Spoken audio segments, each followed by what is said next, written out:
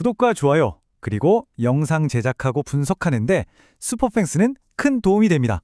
최종 선택은 각자의 판단 기준에 맞게 활용해주세요. 자, 오늘은 FA컵 4라운드. 정말 흥미로운 매치업이죠. 전통의 강호 아스톤 빌라와 신흥 강호 뉴캐슬이 만났습니다. 저희는 그냥 누가 이길 거다 이런 단순한 예측을 넘어서요. 데이터와 전술 속에 숨어있는 진짜 승리의 단서들을 하나하나 파헤쳐 볼 겁니다. 네, 이번 무대는 바로 빌라파크입니다. 정말 클래식한 FA컵 4라운드 대결인데요. 여러분, 이 경기는 그냥 이기고 지는 그런 단순한 승부가 아니에요. 무려 30년 동안 우승 트로피를 간절히 바래온 아스톤 빌라의 그 절박함, 그리고 컵대회 우승으로 명가의 자존심을 지키려는 뉴캐슬의 야망이 제대로 부딪히는 거죠. 자, 그럼 첫 번째로 선수단부터 한번 살펴볼까요? 경기장에 누가 나서는지, 그리고 이게 어쩌면 더 중요한데 누가 못 나오는지 이 핵심 결장자들부터 짚어보고 넘어가겠습니다. 먼저 아스톤 빌라를 보면 늘 그렇듯 안정적인 4-2-3-1 포메이션을 들고 나올 겁니다. 그런데 문제가 있어요. 바로 전술의 심장이라고 할 수 있는 이 미드필드 라인이 지금 거의 초토화 상태, 심각한 부상 위기에 빠져 있다는 겁니다. 정말 팀의 엔진이 꺼져버렸다고 해도 과언이 아닌데요. 보세요. 존 맥긴, 부바카르 카마라, 그리고 유리 틸레만스까지 이 선수들이 전부 장기 부상으로 빠져버렸어요. 여기에 핵심 풀백인 매티 캐시까지 나올 수 있을지 미지수라고 하니 정말 큰일이죠. 그럼 이런 위기 속에서 희망은 없을까요? 다행히 한 줄기 빛이 있습니다. 바로 더글러스 루이스의 복귀죠. 유벤투스 임대에서 돌아온 이 선수가 그냥 평범한 미드필더가 아니거든요. 경기의 흐름을 지휘하는 마에스트로, 그리고 또 한 방을 터트려 줄 수 있는 데드볼 스페셜리스트. 이런 선수가 돌아왔으니 빌라 입장에서는 정말 천군만마를 얻은 셈입니다. 자, 팀에서 전진 패스랑 압박 성공률이 가장 높았던 선수가 바로 맥인인데 이 선수가 없으니 그 공백이 정말 크겠죠. 이 부담을 고스란히 떠안게 된 선수가 바로 모건 로저스입니다. 그래도 다행인 건 이 선수가 이번 시즌 FA컵에서만 벌써 3골이나 넣으면서 컵 전문이라는 걸 제대로 보여주고 있다는 점이에요. 자, 그럼 이제 시선을 뉴캐슬 쪽으로 한번 돌려볼까요? 뉴캐슬도 상황이 좋지 않기는 마찬가지입니다. 거의 부상 병동이라고 불릴 정도인데 일단 4-3-3 포메이션으로 나올 것으로 보입니다. 뉴캐슬의 가장 큰 문제, 이 경기의 가장 결정적인 변수는 딱 한 명을 꼽으라면 바로 브루노 기마랑에스의 부재입니다. 팀의 주장이자 전술의 심장이잖아요. 이 선수의 햄스트링 부상은 그냥 선수 한 명에 빠지는 수준이 아니에요. 골을 끌고 올라오고 패스를 뿌려주고 경기 템포를 조절하는 말 그대로 뉴캐슬 공격의 모든 것이 이 선수에게서 시작되는데 그 시작점이 사라져버린 거니까요. 이건 정말 치명적입니다. 이게 그냥 하는 말이 아니라 데이터가 딱 보여줍니다. 이번 시즌 공격 포인트가 무려 13개예요. 그것뿐만이 아닙니다. 팀에서 결정적인 패스, 그러니까 키패스 횟수도 제일 많고 기대 도움 수치도 1등이에요. 이쯤 되면 정말 대체할 수 있는 선수가 없다고 봐야겠죠. 네, 이렇게 양 팀의 핵심 선수들 상황을 다 짚어봤습니다. 그럼 이제 이 선수들이 경기장에서 어떻게 움직일지 승패가 갈릴 전술적인 포인트를 한번 분석해보죠. 아스톤 빌라의 전략은 사실 꽤 명확해 보입니다. 우나이 에메리 감독 스타일대로 일단 중앙으로 상대를 끌어들일 거예요. 압박을 유도하는 거죠. 그러다가 순간적으로 아주 빠르게 측면으로 공을 보낼 겁니다. 왜냐?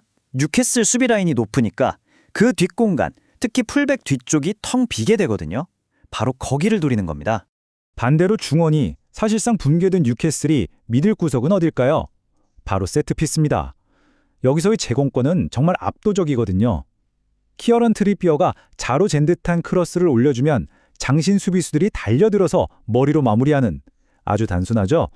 하지만 그래서 더 위협적인 뉴캐슬의 필승 공식입니다. 자, 이제 좀 더 깊이 들어가서 데이터 속에 숨겨진 단서를 찾아보겠습니다. 바로 XGA, 기대의 실점값인데요. 이게 뭐냐면 원래대로라면 이 정도 골은 먹혔어야 한다는 걸 통계적으로 보여주는 수치거든요. 이걸 보면 경기력과 운에 대한 아주 재미있는 이야기를 발견할 수 있습니다. 최근 5경기의 수비 기록을 한번 비교해봤는데요. 여기서 정말 기대치와 현실 사이에 엄청난, 거의 충격적인 차이가 나타납니다. 이 숫자, 마이너스 4.21. 이게 바로 빌라의 상황을 딱 보여주는 겁니다. 무슨 뜻이냐면요. 통계상으로는 7골 이상 먹혔어야 하는데 실제로는 단 3골만 내줬다는 거예요. 이 차이가 바로 마이너스 4.21인 거죠. 물론 골키퍼가 엄청난 선방을 하고 수비진이 몸을 날렸다는 뜻이지만 냉정하게 말하면 이건 통계적으로 언젠가는 끝날 수밖에 없는 운이 따랐다고도 볼 수 있습니다. 뉴캐슬은 정반대입니다. 플러스 2.25. 기대 실점은 9.45골이었는데 실제로 먹힌 골은 12골이나 돼요. 이 플러스 2.25가 의미하는 건 아주 명확합니다. 이건 전술이 잘못했다기보다는 결정적인 순간에 나오는 개인의 실수, 집중력 부족이 그대로 골로 연결되고 있다는 얘기예요. 사실 뉴캐슬의 이런 집중력 부족, 어쩌면 당연한 결과일지도 모릅니다. 이제 경기장 안의 이야기가 아니라 경기장 밖의 요소들, 그러니까 피로도나 동기부여 같은 것들이 경기에 어떤 영향을 줄지 한번 살펴보죠. 일단 피로도, 뉴캐슬은요 왕복거리가 무려 676km나 되는 아주 힘든 원정길을 떠나야 합니다. 리그에서도 거의 최악의 이동거리죠. 동기부여는 차이가 더 커요. 빌라는 30년 동안 우승이 없었기 때문에 이번 대회에 정말 모든 걸 걸었거든요. 근데 뉴캐슬은 솔직히 바로 앞에 있는 챔피언스리그 플레이오프가 더 신경 쓰일 수밖에 없어요. 이런 분위기는 배당 시장에서도 그대로 나타납니다. 기마라이스 부상 소식이 뜨자마자 돈이 전부 빌라 쪽으로 확 쏠리고 있거든요. 자, 그런데 말이죠. 축구가 데이터나 전술대로만 흘러가면 재미없잖아요? 때로는 정말 예측하지 못했던 변수 하나가 이 모든 분석을 한순간에 뒤집어 버릴 수 있습니다. 바로 우리가 와일드카드라고 부르는 것들이죠. 예를 들면 오늘 주심이 꽤 엄격하기로 소문난 크리스 카바나인데 경기 초반에 카드 한 장에 나오면 분위기가 확 바뀔 수 있겠죠? 그리고 또 재밌는 게 뉴캐슬의 제이콥 램지 선수가 원래 빌라 유스 출신이거든요. 이른바 친정팀 비수 징크스 무시 못합니다.